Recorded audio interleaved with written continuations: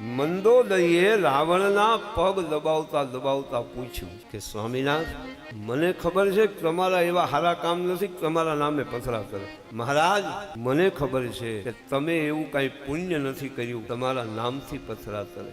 તો શું તમે આ માયા કરી છે એવી કે તમારા નામે પથ્થર કરે? રાવણે કહ્યું, દેવી જો સાંભળ, તારી આગળ ખોટું નહીં બોલું, કારણ કે તું મારી પત્ની છે. કાલે આખી રાત મેં રામનું નામ લીધું હતું. રાવણ રામ રામ બોલે છે પણ મનમાં બોલે છે. જે લોકો ભગવાનનું નામ નથી લેતા એ નાસ્તિક નથી. અંદર ખાને માણસ કોઈને કોઈનું સ્મરણ કરતો હોય છે. હવે આપણે તો નક્કી છે ને, જે જોર જોરથી બોલે એ જ ભગત.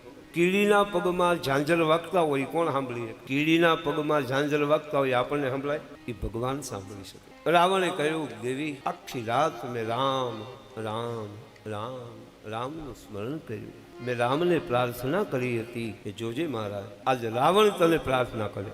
તારા નામે તો પથરા બહુ તરે છે, પણ હવે તારે જોવાનું છે કે મારા નામે પથરા તરે છે કે નહીં. મેં તો તને સોંપી દીધું છે.